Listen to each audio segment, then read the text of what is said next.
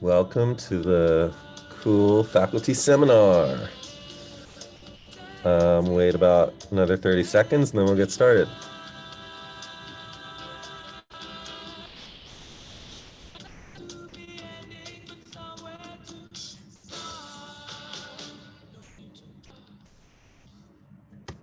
Okay, so let's get started here. I'm recording.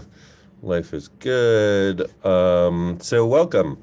Today I'm going to talk about some research that we're doing at the Urban Lab on inclusive growth and putting the S into ESG.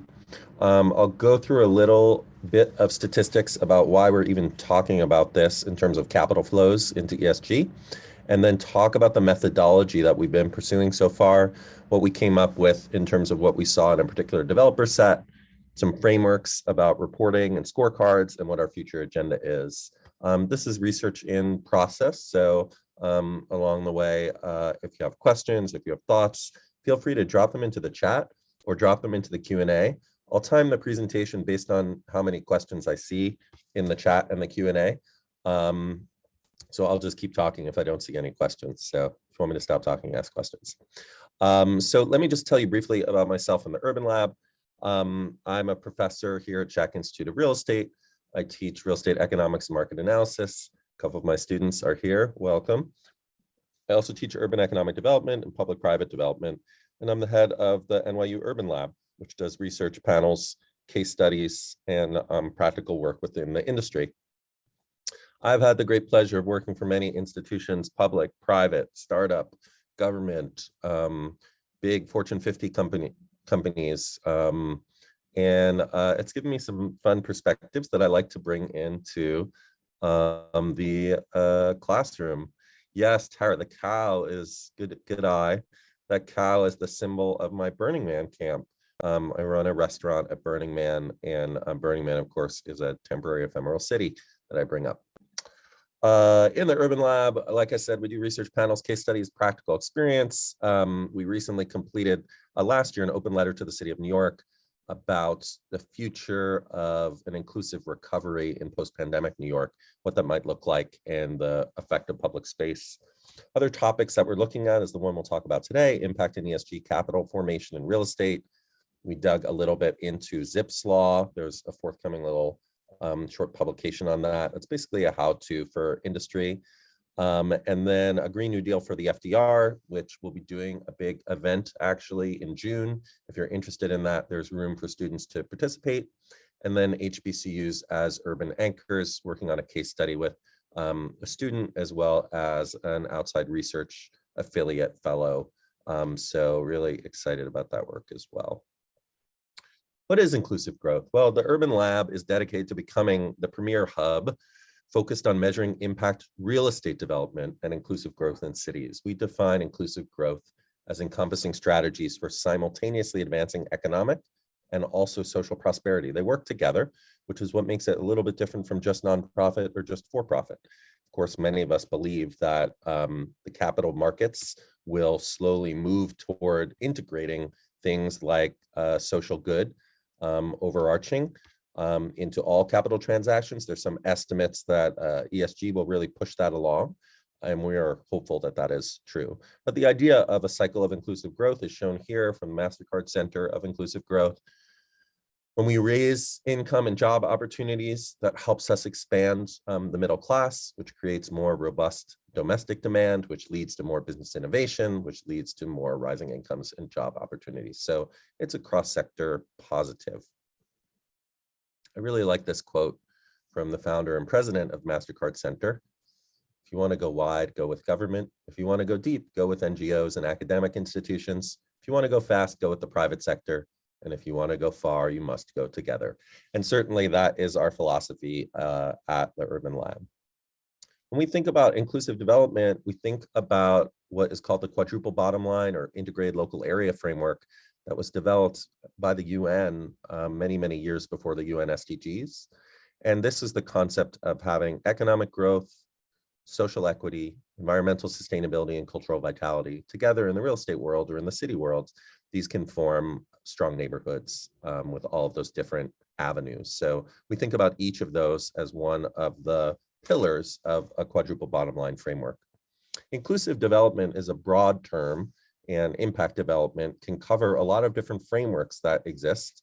And as long as I've been alive, a different one has been in vogue at any given time. We've had double bottom line in the 70s. We've had people, planet, and profits that turned into triple bottom line, integrated local area development, or quadruple bottom line, which I talked about, sustainable development as a catch-all term, impact development, social enterprise development, and lately everyone says ESG development. I will generally talk about impact and ESG as if they are interchangeable. That doesn't mean I don't know that they're different. It's more just that the length of this presentation and the level at which we'll be talking about, it's fine for us to talk about both of those together.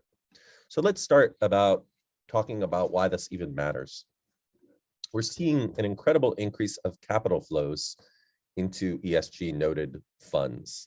By capital flows, we're talking about debt and equity.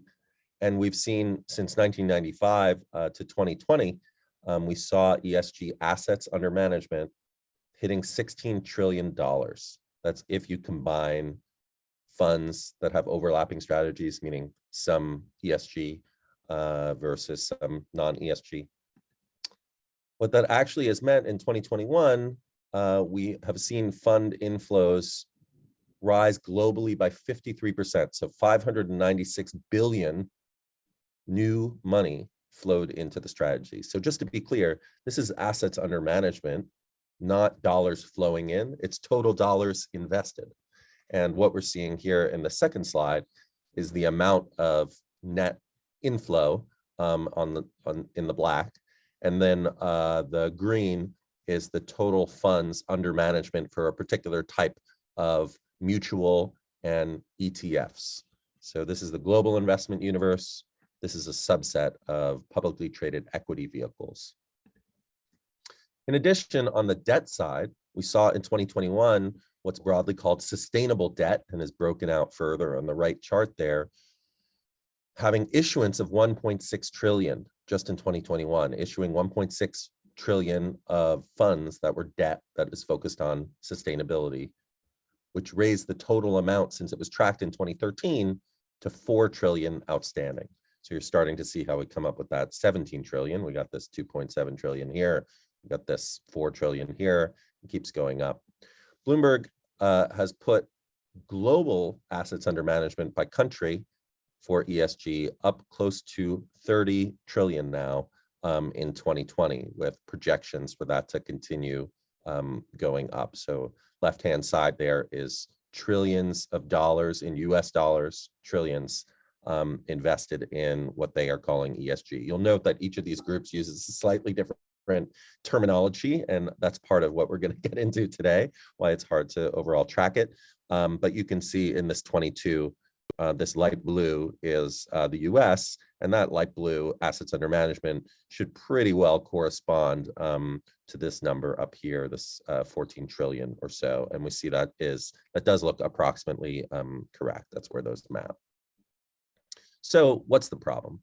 Well, the problem is when we have a moniker under which we raise money and there's no clear accountability to that moniker or that standard, people might lose faith or lose the willingness to invest in that way. It's something we call in the past greenwashing, this idea that we're investing money into something, but if no one ever measures that you actually get that thing, what is happening?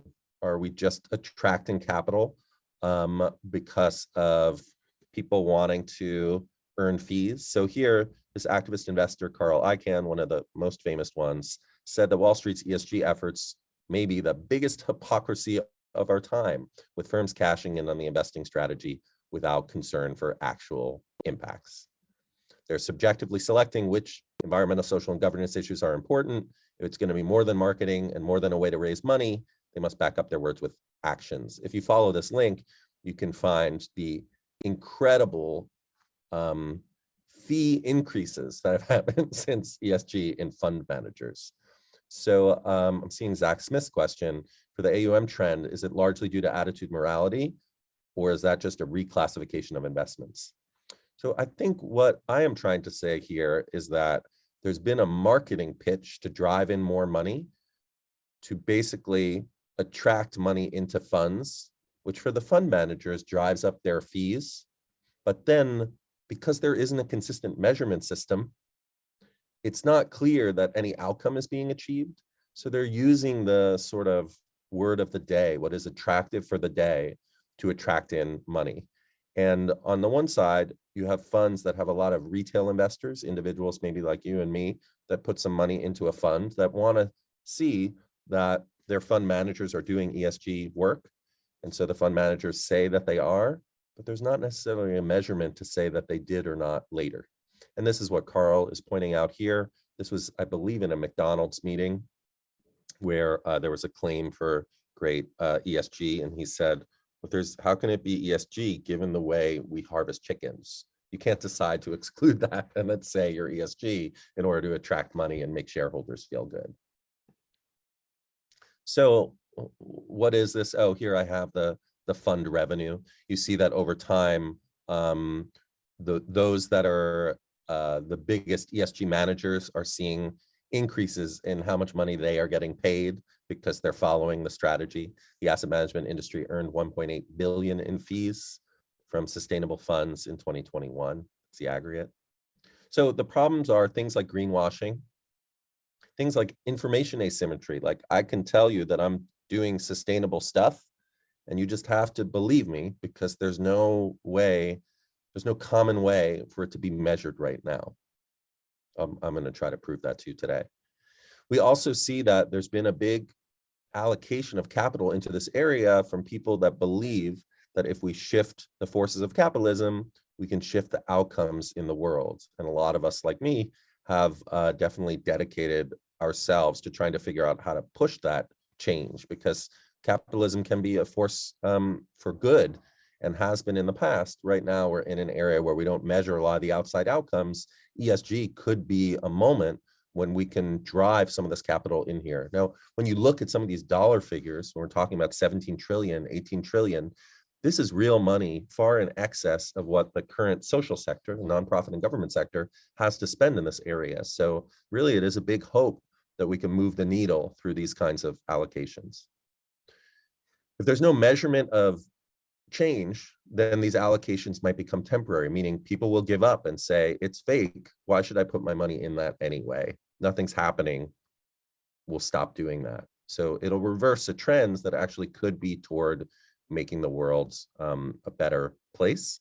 And then risk-adjusted return, if we can't measure what impact we're having, then ultimately investments will just again be judged by yes or no, they're ESG. And if there's no measurement of how much risk or how much cost there is there, then one ESG investment and then one next to it will look the same except for their rate of return, and money will inevitably just flow to the higher rate of return. So by creating specific metrics and preventing greenwashing and causing information to be equally shared, we can cause accountability in these funds and therefore get an outcome that will actually have a measurable change to what we want to see in the world. So we asked the question at the Urban Lab, hey, let's zoom in. I showed you capital flows in ESG in general. That's a very big field. That includes equities, mutual funds, debt, real estate, non-real estate assets. It's quite a lot.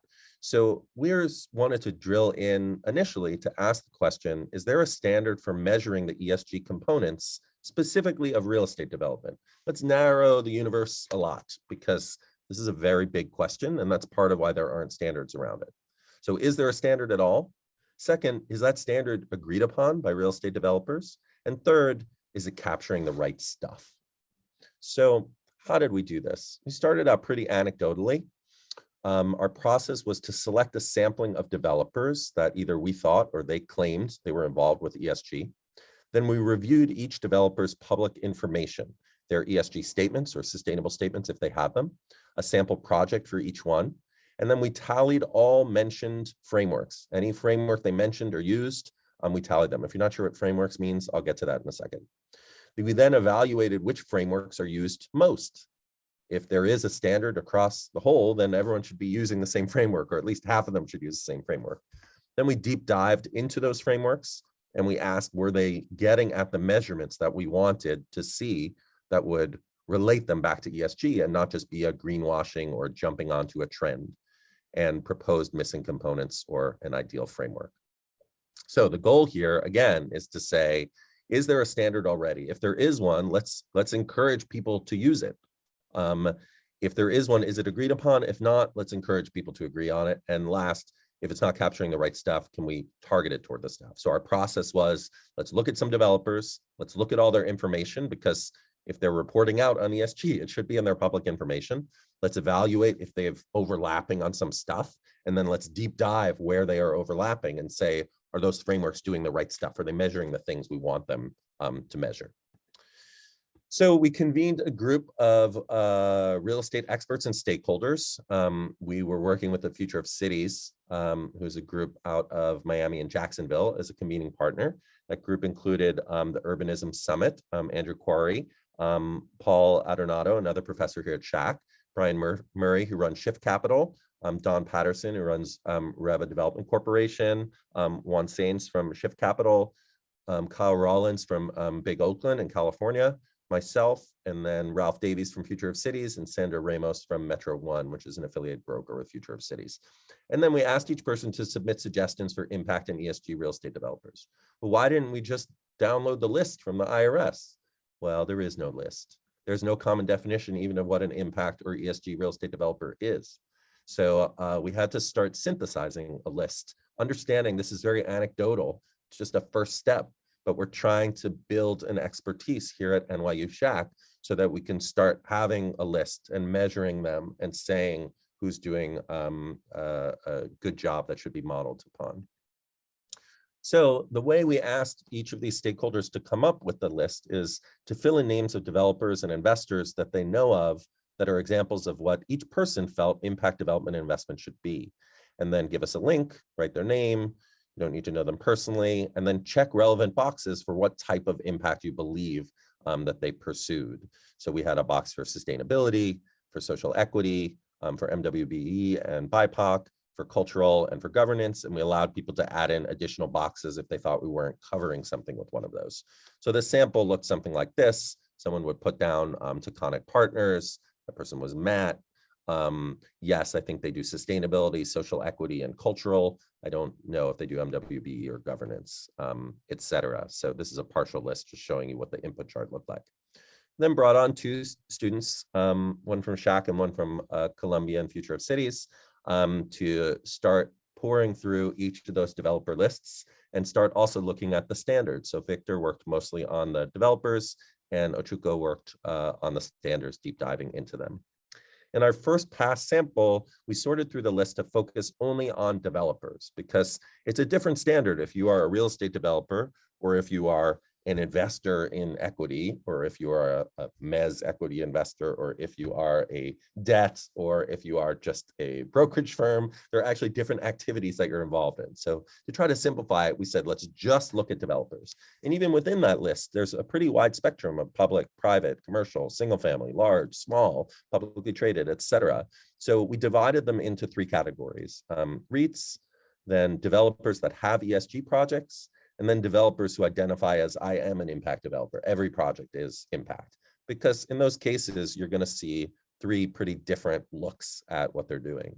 So when we went through that list, these are how our 20 fell into those three categories. On the REIT side, we had Boston Properties, Alexandria, and Prologis. Developers with ESG projects, I will point out, although Toll Brothers is publicly traded, not a REIT, we classified them with the developers with the ESG projects. We have large and small here. And then impact developers, folks that really qualified themselves as primarily in the impact business. So I'll show you a couple of examples from each. With Boston Properties, we looked at, for each of these developers, we went and profiled them based on their website and their public reports. We then pulled out information about what they say they do in impact broadly. Could be on sustainability, it could be on ESG, it could be some other definition that they create. And then we look for a particular project that we could profile to kind of ask, are they really doing that thing they said in their report? How are they measuring it? And then as Victor profiled those things, Ochuko went through and looked at every citing of any framework, anything from LEAD to the UN SDGs to any framework mentioned. We wrote it down, and then we tallied which developers had cited each framework so we could see, is there one that they agree upon that they're all using? And then we dug into those frameworks more specifically, which I'll talk about. So just to show you a sample of the type of work, in the Reits Boston properties, we looked at a basic profile of who they are, what they generally work on, and then drilled in this case, to 888 Boylston Street, which is this 400,000-ish square foot building that's a 14-story office tower. In this case, we saw that their ESG component was all E. There was no mention of anything beyond environmental in their ESG report. It was just an E report. That we're not trying to say they're bad. We're just trying to ask the question if there is a ESG component. And in this case, we saw there's a very good and big E component, but there weren't measurable factors talking about the S and the G. In the second category, the first category is REITs. Second category was developers with ESG projects. We looked at Toll Brothers project in Jersey City. Toll Brothers is a very, very large suburban single-family home builder, also does some urban presence, especially adult housing, apartments, student housing. Here, it's a 3-building complex in Jersey City with 925 residential units. Most of those units are luxury, but because of that luxury unit income, Toll Brothers is able also to add pieces to the project, such as a performing arts center, ground floor retail, a pedestrian plaza, and parking. And then in addition to that overall mix of positive activities, Toll Brothers has contributed 2.4 million to an affordable housing fund and done 1.5 million of additional subsidy on site for affordable housing. They also put over $1 million into seed capital for local entrepreneurs, which certainly seems, both of those two things seem very much on the S category. That allowed them to have 32 workforce housing units and 122 units of artist housing. That actually must be a typo. I think that is 12 units of artist housing. I apologize. And the company is working with local community leaders to ensure mutual benefit and economic inclusion. I include that last one because it's a G. It's a governance when you look to your local community and ask them to have some influence and impact and accountability to what you're doing. Now, it would be a stronger governance if those people had voting rights, but in this case, we're seeing an E, an S, and a G in this individual project. I didn't cite the E. It's listed in the report in terms of their accomplishing LEAD and going for some positive use. So we did our sample from the REIT category. Here's our sample from developers with ESG category.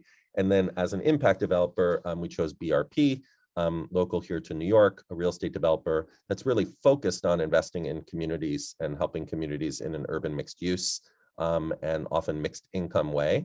This particular project, I had the great pleasure to work on when I worked for the city. This is a project called Caton Flats, which was the redevelopment of that one-story market that you see on the left into the building that you see on the upper right. So the market was originally created to support Caribbean entrepreneurs. And there was a lot of worry when there was going to be a project developed on the site if those people would lose their space. So we at the city worked with BRP to temporarily relocate those market users, build this building with a new market in there for them. And in addition to the new market, have 100% affordable housing, and then a business incubator, a place for the Caribbean Chamber of Commerce, and also a performance space that could support the parade that goes on. So all of that was also done to LEED specifications. So here you see an impact developer that's looking at every piece of the E, the S, and the G, and really trying to weave all of those through every aspect of the project. And we'll see how that works out for them. I believe it's not fully leased yet, but it is an operating building today, and a super interesting project. If you want to know more about that, you should check it out. It's called Caton Flats. So those are our 3 examples. Now, we did that for all 20. I'm just not going to go through that in this presentation. So that was the first piece. We said, okay, let's profile these developers and see if they're agreeing upon a standard and what kind of work they're doing. All of them doing good work. There's no criticism meant here of any developer. We're just more asking the question about how much they are or aren't achieving an apples to apples standard, something that we can say, oh, this ESG money went in and it achieved not only this risk-adjusted return, but achieved these measurable outcomes. So as we looked through all of these 20 developers, we found these standards were referenced. This is a list of frameworks that were referenced by one or more developers throughout their public reporting. Everything from the UN SDGs listed at the top, all the way through things like LEED, which most of you I'm sure are familiar with, and Energy Star, and some things that might appear to be a little bit more far from what is you're familiar with, like the MSCI ESG rating, which certainly is a good one. So when we were looking at these, we wanted to ask a couple questions. The question we're asking is somebody grading the outcome for ESG? We want to know if someone is saying, like you do with LEED, this is LEED gold versus LEED silver, or like you do with an investment, this returns a 14% or a 12%. I could look at them side by side and say, this one is better on this standard than this other one. Now, it's not globally better, it's just better if you care about this standard. So in order to answer that question, we had to look at what are all these frameworks? They're not all the same thing. Some of them are accounting standards. They don't give a grade. They just tell you how to report. So we divided them into three categories. One of these standards is a reporting structure, which just says, this is how you should report information about this thing. It doesn't say that it is good or bad. It doesn't grade them. So grading was our second piece. And then the last piece was single issue. Single issue means it was just E, just S, or just G, in which case it's not an ESG framework, it's an E framework, or it's a G framework. And so in those, we were looking for, remember our question is there an agreed upon ESG framework for grading for real estate developers? So of these, we found three, we found four grading frameworks that went across the overall. The Global Impact Investing Network is not really a grading framework. It's sort of an affinity group where people work together to try to come to these outcomes. But the UN SDGs, the Global Real Estate Sustainability Benchmark, and the MSCI ESG rating all at least attempted to be a grading framework for ESG. And then on the reporting side, we see SASB, GRI, TCFD, and PRI all as ones that were interesting. So what we wanted to do for research is pull out one of each of the grading and reporting and kind of look at them and state how well they are or aren't doing the job that we're asking about, the grading of various ESG projects. Why are we picking one of each? Well, we do need to understand a common reporting metric in order to compare things. And we also want to look at the applicability of the grading system to answer the questions. What we wound up finding is none of these systems on reporting or grading had even half of the developers subscribing to them. So we thought just taking the top one in each was fine to just show how close we were getting or not. Obviously, as we move forward, we'll dig deeper than that. But for the purposes of just asking the question, is there a commonly agreed upon framework? We thought it was sufficient to kind of dig into one or two of these. So on the convergence side, you'll see for each of these that you saw in the list, we stated how many developers subscribed to each one. And so our output chart said, okay, UN SDGs, here are the developers. Of 20, 5 subscribe to this. Of the Global Reporting Initiative, here are the developers. Of 28 subscribe to this. So these were the top 2 in reporting and grading. These ones in between either fall under that single issue question or are not as many users as these other ones. So let's dig into the GRI and the UN SDGs briefly. The GRI is a reporting initiative that was founded in 1997 that is trying to allow an organization to identify and prioritize impacts by being transparent about what they are. The GRI has 3 different standard pieces to it. One of them are universal standards, across all types of organizations. The second one are sector standards that are specific to different areas. An example of a sector might be real estate versus transportation or business consulting. And then there are topic standards, things like how do we do procurement? How do we do hiring? Things that could go across sectors. So the universal really has those 3 different pieces. The sectors goes through 45 different sectors or industries, and the topics include those specifics. To give you an example, Sector 34 is real estate. Unfortunately, GRI has not developed a real estate sector yet. So although we have these real estate people subscribing to it, there's no actual thing that has been created other than the universal and the topic specific. So the GRI is good. It's reporting and not grading. So it doesn't really tell us the answer to our question. But look at the second paragraph. With this rise in accountability on ESG impacts, one of the great things about a reporting standard is that organizations we can compare like to like. Unfortunately, GRI doesn't require you to report out every piece. You just get to report whichever piece you want. So what we see happening mainly is people just reporting out the places where they are good and not putting out the places where they are maybe have areas for improvement. So on the grading front, we just talked about the top reporting one that was cited by real estate developers. Now we're going to talk about the top grading one that was scored by real estate developers. This was the UN Sustainable Development Goals, or SDGs, established in 2030. There's 17 of them. Here are the 17. They go across pretty high level activities, not particular to real estate, but just in general. So we pulled all of those goals out, and I've highlighted in purple here the ones that we think could be adapted pretty easily to at least have reference to real estate and the things that are within power of a real estate developer, not things that touch buildings, but things that real estate developers could do themselves to be more focused on ESG.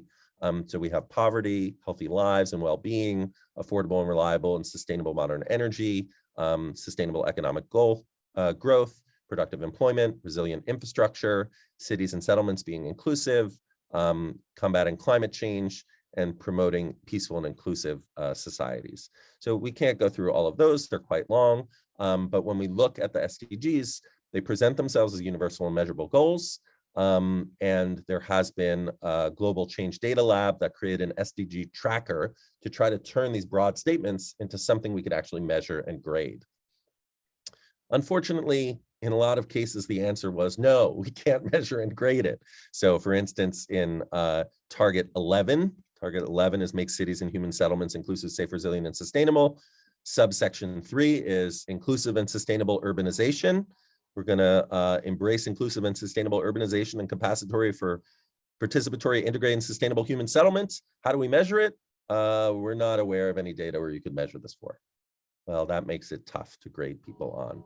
So we went further into just this SDG 11, which again, 11 is one of these 17, and each of these 17 has sub-bullets. I'm going to just show you a sample of our analysis for 11 and its sub-bullets because we don't have time to do all of them. So this 11 says make cities and human settlements inclusive, safe, resilient, and sustainable. 11.1 is ensure access for all to adequate, safe, and affordable housing, basic services, and upgrade slums. Well, this is something we can actually measure. What proportion of the urban population is living in slums, informal settlements, or inadequate housing? And how does that change based on the project? Does it get better or does it get worse? You can argue whether or not that's the developer's responsibility, but this is something we can actually measure. We have this on a country level and at a more specific level.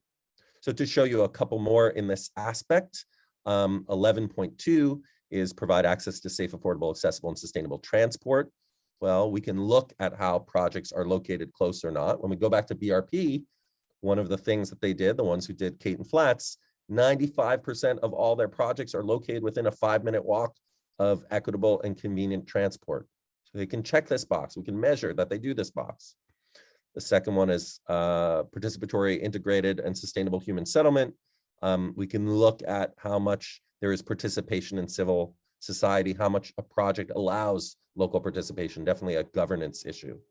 As we go through SDG 11, I've highlighted how some of these have to do with real estate, and potentially we can make a connection to real estate, and some it's a little bit harder to see how a real estate developer can have an impact on this from their individual project. But we're starting to put together a little bit of a grading framework based on this.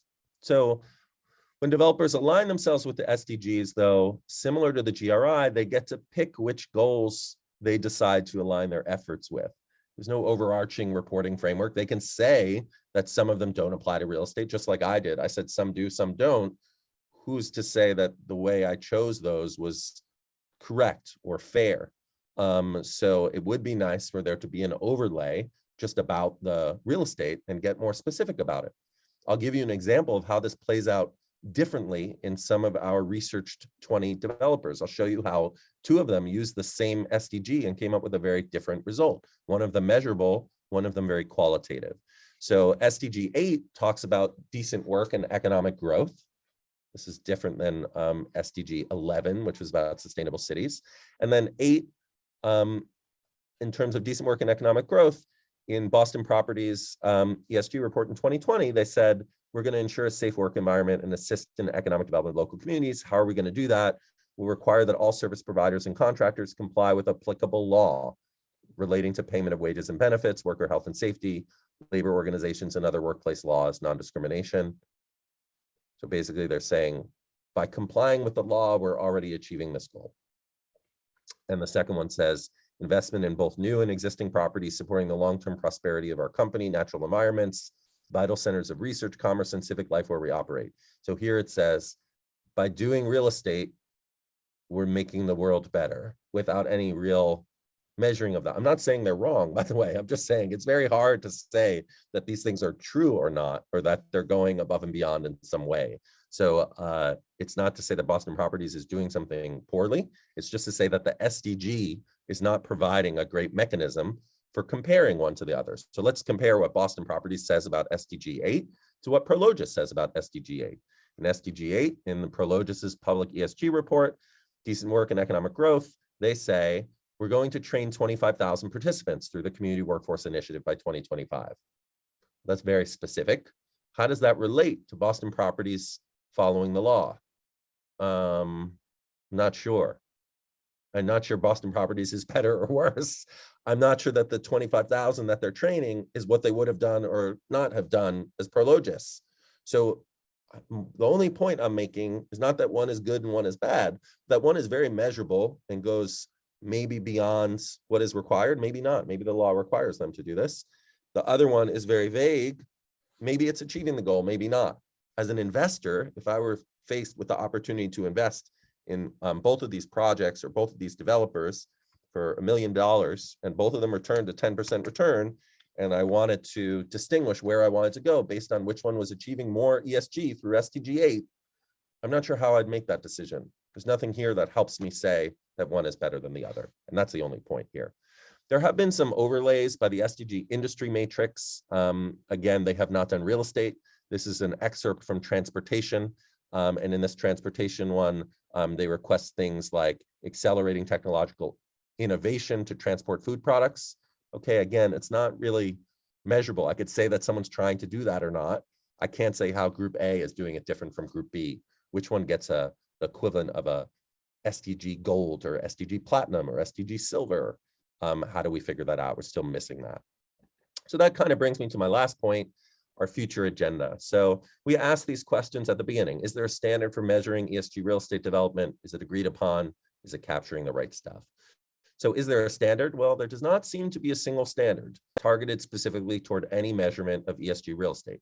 GRE is good as a reporting standard. UN SDG is good as a grading standard. They exist, but they have very big gaps to be relevant to real estate. It's very hard to turn those things into something that we can use as apples to apples.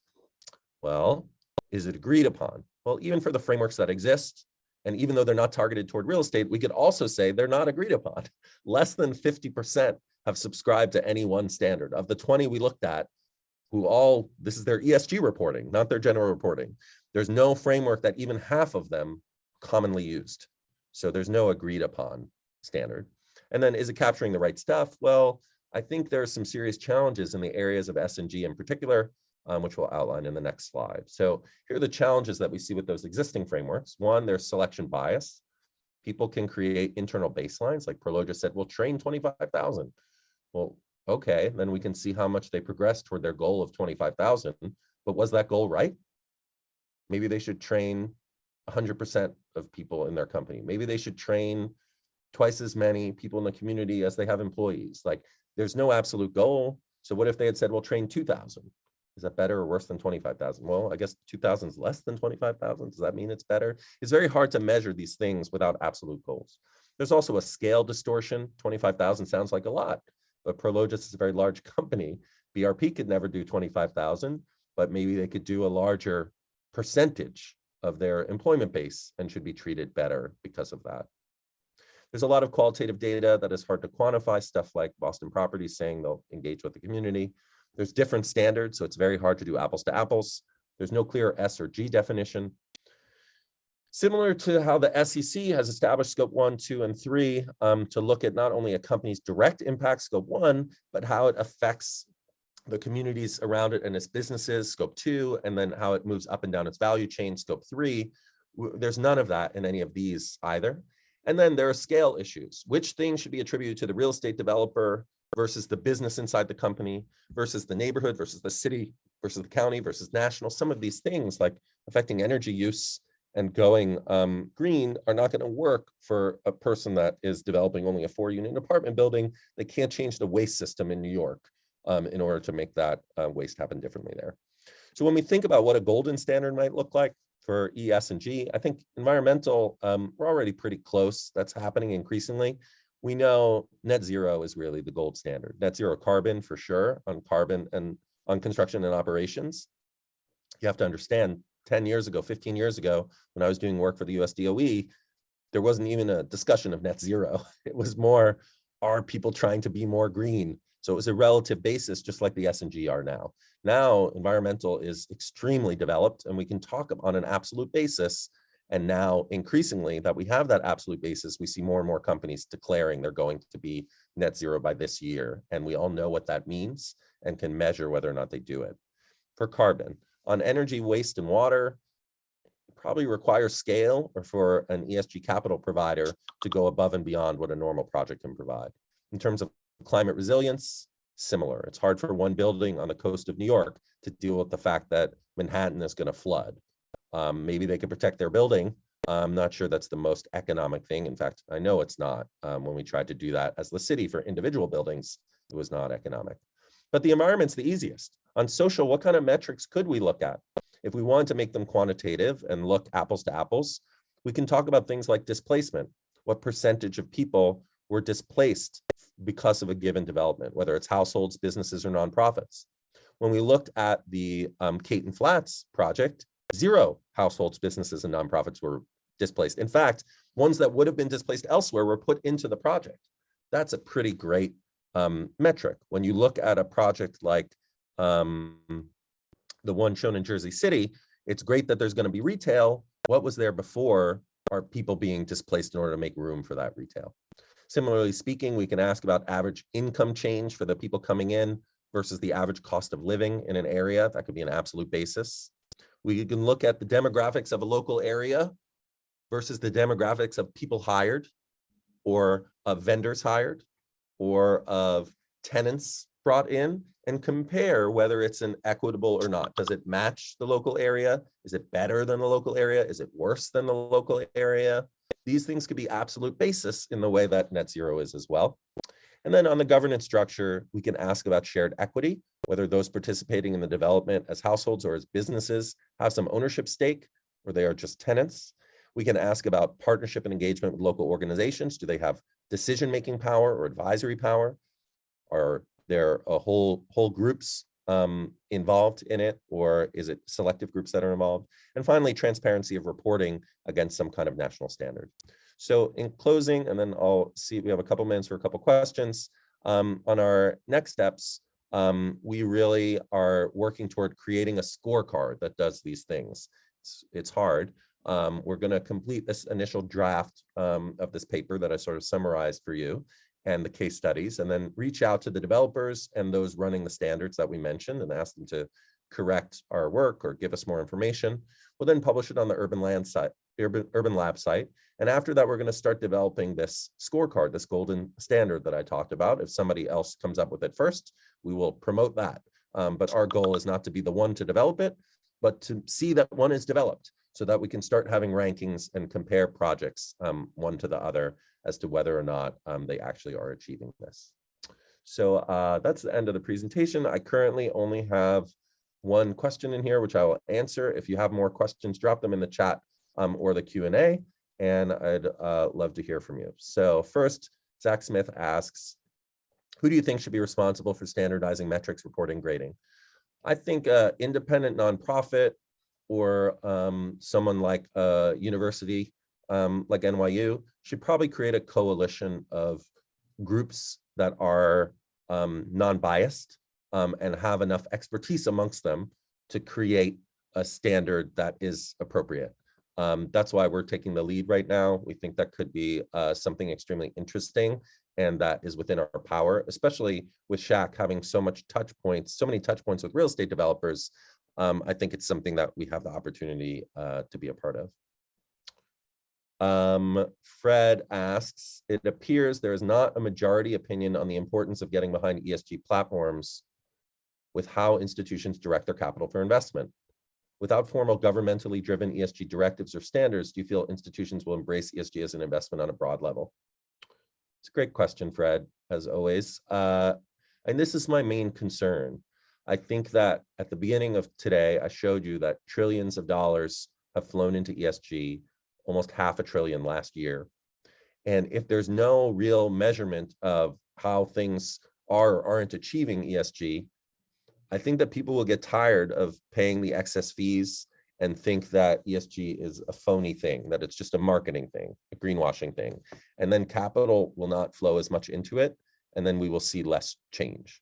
So that's why we care about this work, why we think it's important, because this is really a historic opportunity to drive an incredible amount of resource into affecting this issue. But unless someone's measuring it, that's not going to happen. David asks, Chicago has introduced a racial equity impact report requirement for projects. Where best do the different ways to measure equity fit into E, S, and G, such as healthcare, environmental justice, food, etc.? It's a great question. There are a bunch of cities that have a equity impact reporting component. New York City has that for any project that you do with the city. Not necessarily abstractly. San Diego just introduced a new racial equity officer that I had the pleasure of meeting last week, who's working on systems like that. In general, most people have put racial equity into the S. So the S is all social aspects of things. The E is pretty clear, right? That's environmental. And so environmental justice kind of falls on the E and the S, depending on who you ask, because in one sense, environmental justice is normally about the disproportionate impacts of pollution, climate change, asthma impacts, negative externalities on historically marginalized communities. So in that case, it would be an S, although it's also an E problem. So I think that's a great reason why ESG is all one thing. You also have a G problem of those communities should have some votes on the impact of their work. And on this is part of what we're trying to do with the Green New Deal for the FDR project, really show how those things overlap and we can create something. But I think access to food, access to healthcare, those things in general would fall under S, along with racial issues and affordable housing, what we generally call the basket of goods theory. If I'm an individual or a family that needs certain things, we would say that we're in a good social environment, social equity environment, when the median income of an area allows me to buy the things that I need. What are the things I need? I need housing, I need food, I need education, I need transportation, I need education, I need some kind of cultural enrichment, I need to save a little, I need healthcare. Those things together are considered a basket. And if my median income can't afford that, then everyone below me, none of them can afford it. And that really is not very equitable. We saw recently the Real Deal release the fact that currently all major cities, everyone is rent burdened. The majority of people, or everyone earning the median income, is rent burdened. Rent burdened is when you spend more than 30% of your income just on rent. Miami now is the highest rent burdened area, not surprising given supply and demand dynamics, at 60% of your income being spent on rent if you have the median income. So I do think that's a really big piece. The follow-up, could G fall into hiring of trades designers and providing retail space for new POC businesses? Certainly. I think the G is more about governance, not hiring. I think the hiring would be more in the social equity, but you could cause some governance representation from labor, from POC onto the project, who then would push a social equity outcome. Keith asks, in terms of the regulatory area, what is your level of satisfaction with local level 97 as written? Problematic, step in the right direction, or perfect as is? Oh, that's a tough one. I think it's a step in the right direction. I think it is very problematic. I think it is regressive in the sense that it doesn't account for the fact that people have different resources. And so for those with fewer resources, it has disproportionate impact without there being some kind of help. This is a similar issue to the one we have in New York, where government agencies want more diverse and smaller businesses to apply for potential procurements. When the government goes out and asks for a contract with somebody, they issue an RFP and people compete for that. But the people that compete have to spend a lot of money to compete. And the government asks, why aren't there more small businesses and people of color competing? And the answer is, a lot of times they don't have the resources to drop $500,000 to compete and then lose the contract. So the ones that wind up competing are the ones with the most resources, which winds up reinforcing the current social and demographic order. So I think we have a similar problem. That's also regressive. That's why I brought it up. I think we have a similar problem that we have to address in Local Law 97. Why do I think there is such a huge focus on ESG in Europe, not nearly as much in the US? Well, in general, Europe and European countries have a heavier focus on what we call the public good and believe that it is government's role to ensure the public good. Whereas in the US, we generally follow a more free market capitalism perspective, and the public good has mostly been left to what we call good government organizations and the social sector rather than the government itself. There's been a long-standing feeling throughout the history of the United States, nothing is new about what is happening now, of some folks who felt the government should do less and less and less, and people should help each other rather than everyone being taxed to help people they don't even know. And in Europe, it's a little bit different, where there's a stronger belief in providing more of a social safety net, and there's a higher tax burden to pay for it. So I think that in the US, we have the chance to demonstrate that capitalism can work in this way, which it has before. That is very different from what is happening in Europe. When I used to run an art center, we did an exchange with Europe, US and Europe, about how we each ran our art centers. And both were very jealous of one another, interestingly. We were very jealous of all the government money that Europeans got. They were jealous of our privately raised money, how much we could raise. And we said it would be much better if we could just get government money. And they said, no, it wouldn't, because then there's no incentive to do anything good. And it's hard for us to get people to come to work because they know the money's going to be there regardless. So it's always a back and forth. I think people will fall on all sides of that spectrum. One is not right or wrong. We just live in a different economic and social system than Europe. Okay, any final question from anyone? If not, I just want to thank you all for attending. This will be recorded and put up on YouTube and on the Urban Lab site. If you're interested in being in touch with us, you could go to the Urban Lab site and sign up. Thanks, Ken. Thanks, Zach. Thanks, everyone, for being a part of it. We're really excited about the research. It will continue as one of our main things at the Urban Lab. So thank you all for being a part of it. And those of you that are students and professors, good luck with your finals.